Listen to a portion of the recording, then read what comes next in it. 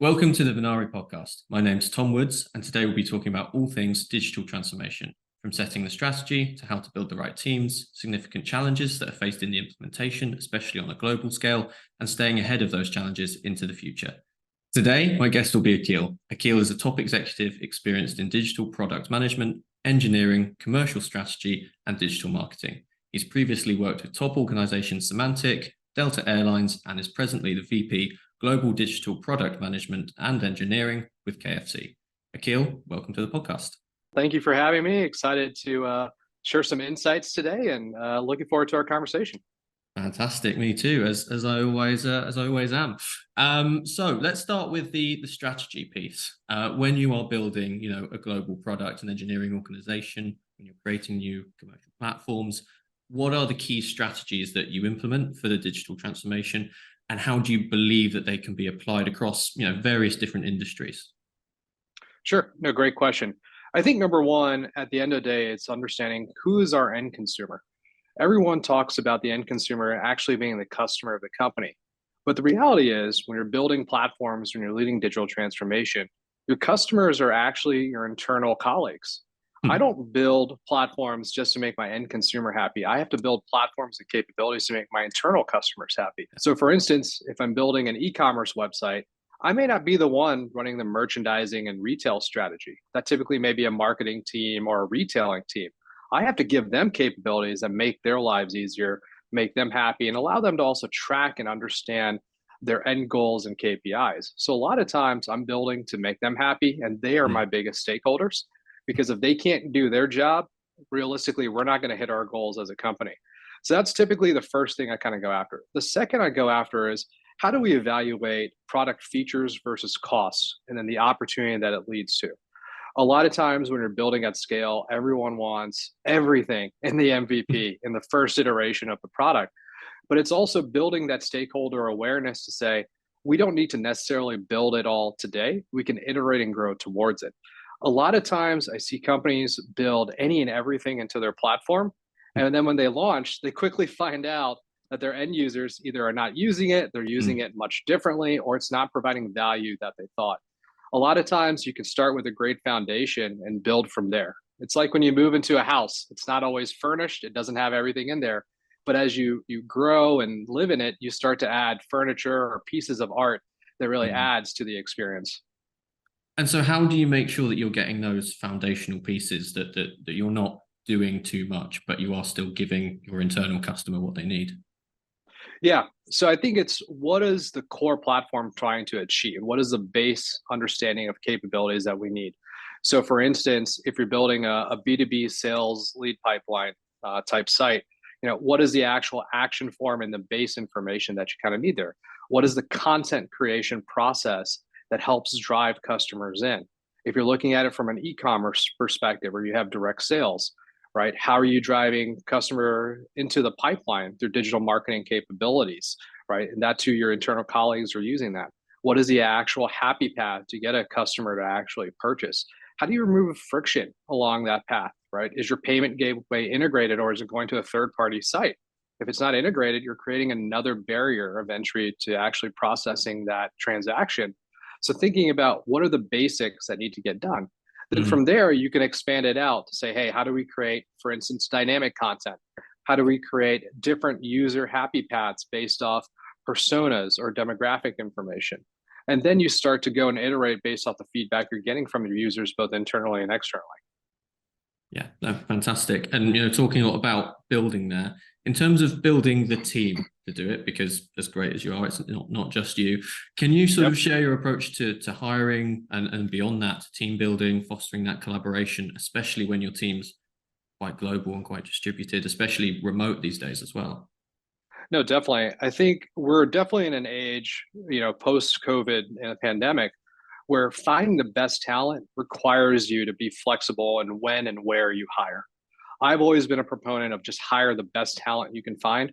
Who cares where they sit? They could be sitting on a beach, they could be sitting in the mountains ready to go skiing, but are they delivering?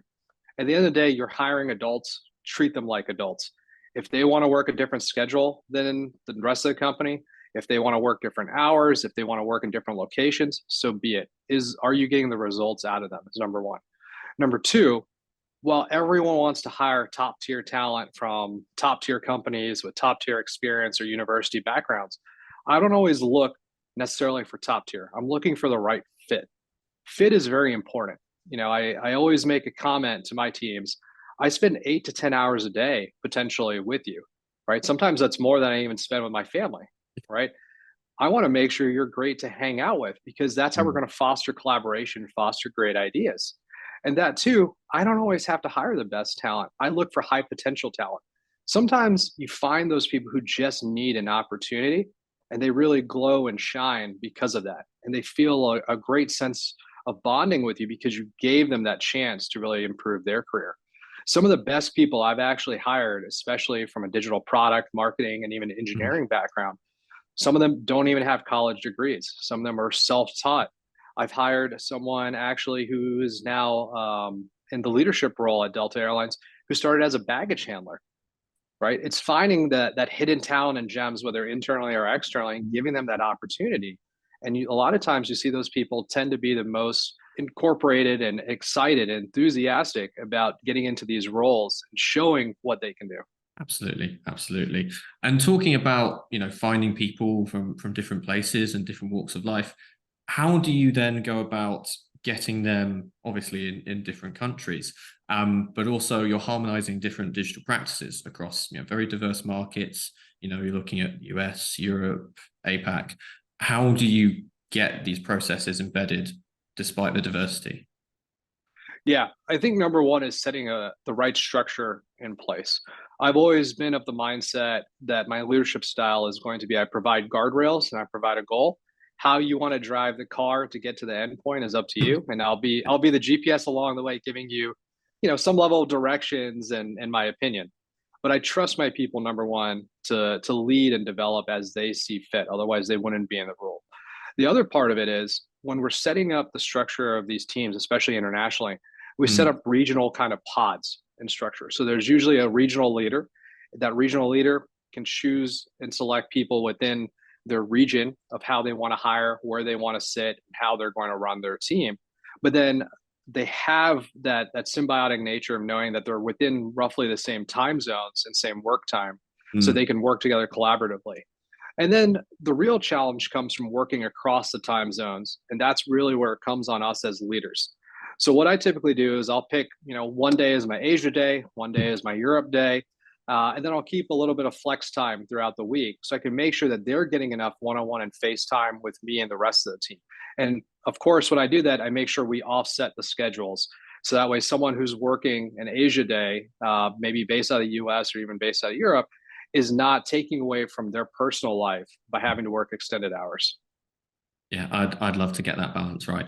It's it is a difficult one to adjust to. And then the final point, we've got a little bit of time left, is looking ahead to the future of digital Mhm. transformation. Obviously, we are now mostly post-COVID, especially in terms of working and hiring practices. How do we and how do organizations stay ahead of the curve? And are there any particular challenges that you see cropping up at present? Yeah, no, I think staying ahead of the curve is very important. But when people think about staying ahead of the curve, they're always thinking about buzzwords. They're always thinking of, oh, I need an NFT strategy, a metaverse strategy, an AI strategy. Yeah, I'm yeah. going to be honest with you, Tom. If you go look across, the world at the Fortune 100s, Fortune 500s, Mm. it's all about doing the basics well. And then you can start to go and layer on top those more advanced capabilities. If you go look at a majority of the best retailers in the world, their foundational capabilities of being able to transact, for a purchase, being able to provide contextually relevant information and products. But you don't see many of them necessarily worrying about, hey, do we need to integrate AI into this yesterday? They're saying, as long as we can do the basics well, we can start to consider those greater pieces. But it doesn't matter if we go and add all these bells and whistles if we can't deliver our core product. Beyond that, I think looking at the digital world, the biggest concern I have is how much regulation is being put into place by so many different countries. And Mm. even in the US, even on a state level. So you're talking primarily around privacy laws. And these privacy laws are very unique and different. At the base of them, they all have the best intent, which is for the end consumer to be able to control their data, be able to understand where it's being sent, how it's being used. Unfortunately, a lot of these laws are being written not by expert, but by policymakers and career politicians, where they don't understand the technology and usage behind it. Right? There's a growing sentiment that cookies are bad. Cookies are not inherently bad, but it is relevant for us as digital leaders to make sure we're using it appropriately because we've pushed sometimes the envelope too far going into a negative context that's caused repercussions back onto us. At the same time, these laws are written very poorly, right? So for instance, GDPR at the core of it says, I have to remember not to remember you. Well, how do I remember not to remember you if I can't remember you? So there's just nuances of that that's going to cause a lot of issues in the digital space. So it's very prudent for us as digital leaders to help get in front of it with our lawmakers and legal personnel and say, hey, we understand the context of what you're trying to achieve. Let us help you come up with what the solution is, because the way you're coming up with these laws and the context behind it are not working together. Absolutely. And we could sit here and talk about privacy all day. And I have very often done that. So we will have to end things there. But Akhil, thank you very, very much for your time. It's always appreciated. Hopefully people found this useful. I know I did. Definitely. And appreciate you having me on board, and always happy to chat digital marketing and commercial strategy with you.